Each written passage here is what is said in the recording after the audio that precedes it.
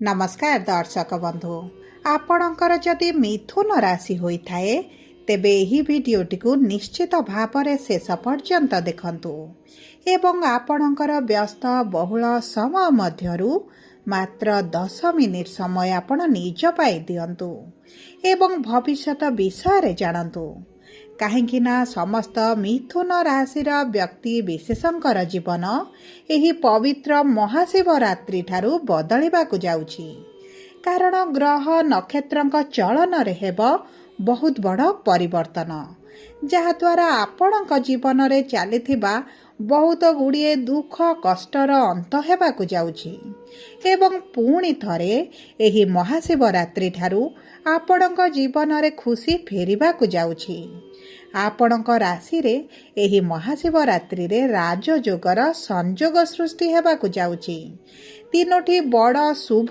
ग्रह आपणकर त्रिकोण बा लक्ष्मी भाव को चलन करने जाउछंती शुक्र सूर्य एवं मंगल जी आपणकर भाग्यर अधिपति लाभर अधिपति एवं धनर अधिपति अटंती समस्ते आपणकर नवम भाव को बा भाग्यर भाव को चलन करुछंती जहाद्वारा आपणक भाग्य गोटे बड़ परिवर्तन हेबाकु जाउछि अनेक दिगरु अनेक गुड़िए लाभ प्राप्ति हेबाकु जाउछि एवं समस्त सुख प्राप्ति हेबा पाई जाउछि एही महाशिवरात्रि ठारू पुनर्बार आपणक जीवन रे खुशी फेरिबाकु जाउछि तेबे एबे आसंतु जानिबा एही महाशिवरात्रि ठारू कोन बड़ परिवर्तन हेबार अछि या पूर्वर जदि आपणकर भी मिथुन राशि होइथाए एवं आपण भी ईश्वर को आंतरिक भक्ति एवं विश्वास करती तेबे भिडियोटी को लाइक करंतु कमेंट बॉक्स रे ओम नमः शिवाय अवश्य लिखि दियंतु ता सहित आम सह जोगाजोग करिबा पई भिडियोर मध्य भाग रे एक व्हाट्सएप नंबर टी दिया जाइछि जो नंबर साहाय्य आपण आम सह जोगाजोग करी निजर नूतन कुंडली प्रस्तुत करि परिबे कुंडली विश्लेषण कराई परिबे किंबा आपणकर चाकरी विवाह व्यवसाय प्रेम संपर्क शिक्षा स्वास्थ्य को नहीं किछि समस्या रहिछि तार सहजरे एवं स्वल्प मूल्य रे समाधान करि परिबे सेथिपाई आपण आम सह भिडियोर शेष पर्यंत जोड़ी होई रुहंतु एवं व्हाट्सएप नंबर माध्यम रे आम सह जोगाजोग करी निज समस्यार खूब कम मूल्य रे समाधान करतु एबे आसंतु कार्यक्रमटी को आग को बढ़ाइबा देखंतु दर्शक बंधु आपणकर राशिर स्वामी बुध शुक्र सूर्य एवं मंगलक सहित शनिक गृह रे थिबारु आपणकर स्वास्थ्य रे विभिन्न प्रकार समस्या देखा जाउथिला आपणक कर्म क्षेत्र रे समस्या देखा जाउथिला आपणकर धनर समस्याटी मध्य बढ़ी जाइथिला एवं आपण ऋण आनिथिले किंतु ऋणटी को सुझी न पारी ऋणर भार आपणक उपरे बढ़ी जाइथिला आपण जे कार्य को हाथ को नेउथिले सेथिरे आपणको सफलता मिली पारु नथिला विभिन्न प्रकार बाधा विघ्न पई आपणकर कार्यटी अधारे अटकी रहिथिला आपण बहुत मानसिक दुश्चिंतार रहुथिले एवं परिवार मध्य आपण शांति अनुभव करू नथिले शिक्षा क्षेत्र रे समस्या देखुथिले एवं चाकरी रे बहुत अधिक समस्या देखिबा सहित वर्तमान मध्य सेही समस्या गुड़िक मध्य आपण छंदी होइछंती सबुठारु बड़ कथा हला आपणकर संतान संतति को नहीं आपण बहुत अधिक चिंतार रहिछंती आपणक व्यापार पूर्व भली आउ हेउ नाही आपणक व्यापार वाणिज्य रे आपण लॉस देखुछंती एवं पूर्व भली लाभ आपणको प्राप्त हेउनी आपणक प्रेम संपर्क हेउ किंबा दाम्पत्य जीवन हेउ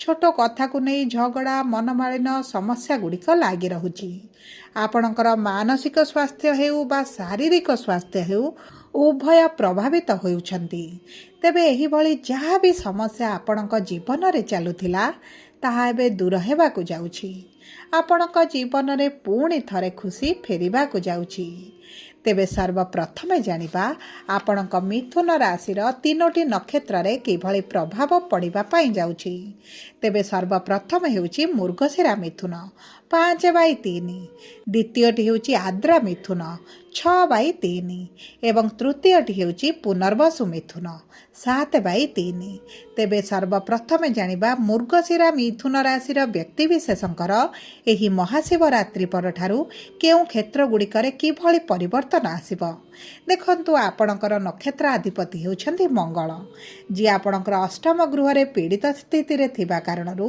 ଆପଣଙ୍କର ସମସ୍ୟା ଗୁଡ଼ିକ ବଢ଼ିଯାଇଥିଲା। ମଙ୍ଗଳ ଆପଣଙ୍କର ଭାଗ୍ୟର ଗୃହକୁ ଗୋଚର କରିବେ ମାନେ ଭାଗ୍ୟ ଆପଣଙ୍କର ସାଥ ଦେବ। ଆପଣଙ୍କ କର୍ମକ୍ଷେତ୍ରରେ ଆପଣଙ୍କର ଯେଉଁ କାର୍ଯ୍ୟଗୁଡ଼ିକ ଫସି ରହିଥିଲା ସେଥିରୁ ଆପଣ ବାହାରକୁ ଆସିବେ। ଆପଣଙ୍କର ଶତ୍ରୁମାନେ ନାଶ ଯିବେ। ଆପଣଙ୍କର ମାନ ସମ୍ମାନ ବୃଦ୍ଧି ହେବା ସହିତ ଆପଣଙ୍କର କର୍ମକ୍ଷେତ୍ରରେ କାର୍ଯ୍ୟ କରିବାର ଶୈଳୀକୁ ମଧ୍ୟ ପ୍ରଶଂସିତ କରାଯିବ। ଆପଣଙ୍କ କର୍ମକ୍ଷେତ୍ରରେ ଆପଣ ଚାଲାକ ଚତୁର ବୁଦ୍ଧିମାନ ହୋଇ ଆପଣଙ୍କର କାର୍ଯ୍ୟଗୁଡ଼ିକୁ ବହୁତ ସହଜରେ ମଧ୍ୟ ସମାଧାନ କରିଦେବେ।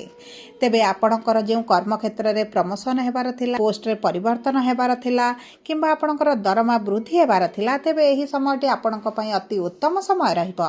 ଏହି ମହାଶିବରାତ୍ରି ପରଠାରୁ ଆପଣଙ୍କର ଇନକମ୍ରେ ବୃଦ୍ଧି ଘଟିବ। ଆପଣ ଯଦି ନୂତନ ବ୍ୟବସାୟ ଆରମ୍ଭ କରିବା ପାଇଁ ଚାହୁଁଛନ୍ତି କିମ୍ବା ନୂତନ କାର୍ଯ୍ୟ କିଛି ଆରମ୍ଭ କରିବା ପାଇଁ ଚାହୁଁଛନ୍ତି, ତେବେ ଭାଗ୍ୟ ଆପଣଙ୍କର ସାଥ ଦେବ। ବିଶେଷ ଭାବରେ ଯେଉଁମାନେ ବ୍ୟବସାୟ କରୁଛନ୍ତି, ଆପଣଙ୍କ ଭାଗ୍ୟ ଦୁଇ ପାଦ ଆଗରେ ଆପଣଙ୍କ ଠାରୁ ଚାଲିବ। ଏବଂ ଦେଖନ୍ତୁ ଆପଣଙ୍କର ଲାଭର ଗୃହର ଏବଂ ଷଷ୍ଠ ଗୃହର ସ୍ୱାମୀ ଯେହେତୁ ମଙ୍ଗଳ ଅଟନ୍ତି, ଆପଣଙ୍କର ରୋଗ ଋଣ ଶତ୍ରୁର ଆପଣ ମୁକ୍ତି ପାଇବେ। ଆପଣଙ୍କର ଯେଉଁ ଆର୍ଥିକ ସମସ୍ୟାଟି ବଢ଼ିଯାଇଛି, ଅର୍ଥ ପାଇଁ ଆପଣ ବହୁତ ଅଧିକ ଚିନ୍ତିତରେ ରହୁଛନ୍ତି, ସେହି ଚିନ୍ତା ଗୁଡ଼ିକ ଆପଣଙ୍କର ଦୂର ହେବ। ଦେଖନ୍ତୁ ଆପଣ ଏହି ସମୟ ମଧ୍ୟରେ ସାଇଡ୍ ଇନକମ୍ କରିବା ପାଇଁ ଚିନ୍ତା କରିପାରନ୍ତି, ବ୍ୟବସାୟକୁ ବୃଦ୍ଧି କରିବା ପାଇଁ ଚିନ୍ତା କରିପାରନ୍ତି କିମ୍ବା ଆପଣଙ୍କର ଯଦି ଏକ୍ସଟ୍ରା ଇନକମ୍ କରିବାର କିଛି ଆପଣଙ୍କର ମାଧ୍ୟମ ରହିଛି, ତେବେ ଆପଣଙ୍କର ଇନକମ୍ ତ ନିଶ୍ଚିତ ଭାବରେ ବୃଦ୍ଧି ଘଟିବ। ଆପଣଙ୍କ ସୁଖ ସୁବିଧା ଭୋଗ ବିଳାସରେ ବୃଦ୍ଧି ଘଟିବ। ବିଶେଷ ଭାବରେ ସନ୍ତାନକୁ ନେଇ ଯଦି ଆପଣ ଚିନ୍ତିତ ରହୁଥିଲେ, ସେହି ସବୁ ଚିନ୍ତା ଗୁଡ଼ିକ ଆପଣଙ୍କର ଦୂର ହେବ। ଯେଉଁ ଦମ୍ପତିମାନେ ସନ୍ତାନ ପ୍ରାପ୍ତିର ଅପେକ୍ଷାରେ ରହିଥିଲେ, ଆପଣଙ୍କ ପାଇଁ ବହୁତ ଅଧିକ ସୁଖଦାୟକ ସମୟ ଆସୁଛି। ଏବେ ଆସନ୍ତୁ ଜାଣିବା ଦ୍ୱିତୀୟ ରାଶି ବା ଆଦ୍ରା ମିଥୁନ ରାଶିର ଏହି ମହାଶିବରାତ୍ରି ପରଠାରୁ କିଭଳି ରହିବ, କେଉଁ ପରିବର୍ତ୍ତନ ଆସିବ। ଦେଖନ୍ତୁ ରାହୁ ହେଉଛନ୍ତି ଆପଣଙ୍କର ନକ୍ଷତ୍ରର ଅଧିପତି ଏବଂ ରାହୁ ଆପଣଙ୍କର ଭାଗ୍ୟର ଗୃହରେ ବିରାଜମାନ କରିଛନ୍ତି। ତେଣୁକରି ଆପଣଙ୍କ ଭାଗ୍ୟ ଆପଣଙ୍କର ପ୍ରବଳ ମାତ୍ରାରେ ସାଥ ଦେବ। ଏହି ସମୟ ମଧ୍ୟରେ ଯଦି ଆପଣ କିଛି ନୂତନ ଭାବରେ କାର୍ଯ୍ୟ ଆରମ୍ଭ କରିବେ, ତେବେ ଅତି ଉତ୍ତମ ସମୟ ଆପଣଙ୍କ ପାଇଁ ରହିଛି। ଆପଣ ନୂତନ ବ୍ୟବସାୟ ଆରମ୍ଭ କରନ୍ତୁ। ନୂତନ ଚାକିରିରେ ଯଦି ପ୍ରଚେଷ୍ଟାରେ ରହିଛନ୍ତି, ସେହି ସବୁ କ୍ଷେତ୍ରରେ ମଧ୍ୟ ଶୁଭ ପରିବର୍ତ୍ତନ ଦେଖିବେ। ଆପଣ ଯଦି ସରକାରଙ୍କ ସମ୍ବନ୍ଧିତ କିଛି କାର୍ଯ୍ୟ କରୁଛନ୍ତି କିମ୍ବା ଆପଣ ସରକାରୀ ଚାକିରି କରିଛନ୍ତି, ତେବେ ସେହି ସବୁ କ୍ଷେତ୍ରରେ ଆପଣଙ୍କୁ ଅତି ଉତ୍ତମ ଫଳ ପ୍ରାପ୍ତ ହେବ। ଏବଂ ଦେଖନ୍ତୁ ଯଦି ଆପଣ ଅନଲାଇନ୍ ରିଲେଟେଡ଼ରେ କିଛି କାର୍ଯ୍ୟ କରୁଛନ୍ତି, ଅନଲାଇନ୍ ବ୍ୟବସାୟ ହେଉ, ସଫ୍ଟୱେୟାର ଲାଇନ୍ ହେଉ, AI ହେଉ, IT ସେକ୍ଟର ହେଉ କିମ୍ବା ଆପଣ କଳାକାର ହୁଅନ୍ତୁ, ଆପଣଙ୍କର ୟୁଟ୍ୟୁବ୍ ହେଉ, ସୋସିଆଲ ମିଡ଼ିଆରେ ହେଉ, ଆପଣ ଯେକୌଣସି ଅନଲାଇନ୍ ରିଲେଟେଡ଼୍ ଯଦି ଆପଣ କାର୍ଯ୍ୟ କରୁଛନ୍ତି, ତେବେ ଆପଣଙ୍କୁ ଦ୍ୱିଗୁଣିତ ସଫଳତା ପ୍ରାପ୍ତି ହେବ। ଆପଣଙ୍କର ଆର୍ଥିକ ସ୍ଥିତିରେ ବଡ଼ ପରିବର୍ତ୍ତନ ଆସିବ। ଆପଣଙ୍କୁ ଯେକୌଣସି ନା ଯେକୌଣସି ସ୍ରୋତରୁ ନିଶ୍ଚିତ ଭାବରେ ଧନ ଲାଭ ହୋଇପାରେ। ଏବଂ ଦେଖନ୍ତୁ ଆପଣଙ୍କର ଲଗ୍ନର ଭାବରେ ଦେବଗୁରୁ ବୃହସ୍ପତି ଯେହେତୁ ବିରାଜମାନ କରିଛନ୍ତି ଏବଂ ସପ୍ତମ ଦୃଷ୍ଟି ଆପଣଙ୍କର ବିବାହର ଗୃହ ଉପରେ ଦେଉଛନ୍ତି, ଆପଣଙ୍କ ବିବାହ ପାଇଁ ପ୍ରବଳ ଯୋଗ ବନୁଛି। ଆପଣଙ୍କ ବିବାହରେ ଯଦି ବିଳମ୍ବ ଦେଖୁଥିଲେ, ବିବାହ ହୋଇପାରୁନଥିଲା, ବିବାହରେ ବାଧାବିଘ୍ନ ଆସୁଥିଲା କିମ୍ବା ଆପଣ ପ୍ରେମ ବିବାହ କରିବା ପାଇଁ ଚାହୁଁଛନ୍ତି, ବିଭିନ୍ନ ପ୍ରକାର ଅର୍ଚନ ସମସ୍ୟାର ସମ୍ମୁଖୀନ ହେଉଛନ୍ତି, ତେବେ ଏହି ସମସ୍ୟା ଗୁଡ଼ିକ ଆପଣଙ୍କର ଦୂର ହୋଇଯିବ। ଆପଣଙ୍କ ପ୍ରେମ ବିବାହ ହେବା ସହିତ ଯଦି ଆପଣ ବି ଦ୍ୱିତୀୟ ବିବାହ କରିବା ପାଇଁ ଚାହୁଁଛନ୍ତି, ତେବେ ଅତି ଉତ୍ତମ ସମୟ ଆପଣଙ୍କ ପାଇଁ ରହିବ। ଦେଖନ୍ତୁ ଆପଣଙ୍କର ଦାମ୍ପତ୍ୟ ଜୀବନରେ ଯଦି ଆପଣ କଳହ ମନମାଳିନ ମତଭେଦ ଦେଖୁଥିଲେ, ତେବେ ଏହି ସମସ୍ୟା ଗୁଡ଼ିକ ମଧ୍ୟ ଆପଣଙ୍କର ଦୂର ହୋଇଯିବ। ଆପଣ ଯଦି ଜାଗା ଘର ଗାଡ଼ି କିମ୍ବା କିଛି ବଡ଼ ଜିନିଷ କ୍ରୟ କରିବ ବୋଲି ପୂର୍ବରୁ ଚିନ୍ତା କରୁଥିଲେ, ତେବେ ଏହି ସବୁ ସମସ୍ୟା ଗୁଡ଼ିକ ଆପଣଙ୍କର ଦୂର ହୋଇଯିବ। ଆପଣ କିଛି ନୂତନ ଜିନିଷ ମଧ୍ୟ କ୍ରୟ କରିପାରନ୍ତି। ଆପଣଙ୍କ ମାଙ୍କ ସହିତ ଆପଣଙ୍କ ସମ୍ପର୍କରେ ମଧୁରତା ଆସିବ। ଏବେ ଆସନ୍ତୁ ଜାଣିବା ପୁନର୍ବସୁ ମିଥୁନ ବା 7/3 ମିଥୁନ ରାଶିର ବ୍ୟକ୍ତିବିଶେଷଙ୍କର ଏହି ମହାଶିବରାତ୍ରି ପରଠାରୁ କିଭଳି ରହିବ ଆପଣଙ୍କର ଜୀବନ। ଦେଖନ୍ତୁ ଆପଣଙ୍କର ନକ୍ଷତ୍ରାଧିପତି ହେଉଛନ୍ତି ଦେବଗୁରୁ ବୃହସ୍ପତି।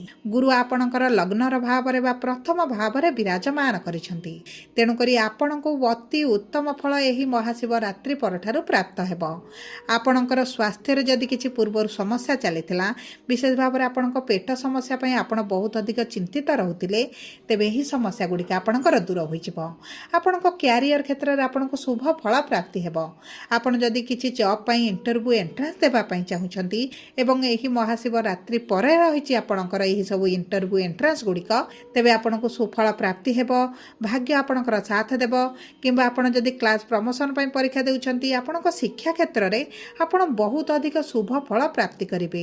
एही महाशिवरात्रि परे आपणकर शिक्षा क्षेत्र में जदि किछि एग्जाम रहिछि क्लास प्रमोशन पई भी हेउ आपणक शुभ फल प्राप्ति हेबा सहित आपणक मनपसंद कॉलेज रे एडमिशन मिल पारे मनपसंद रो कोर्स करि पारंती।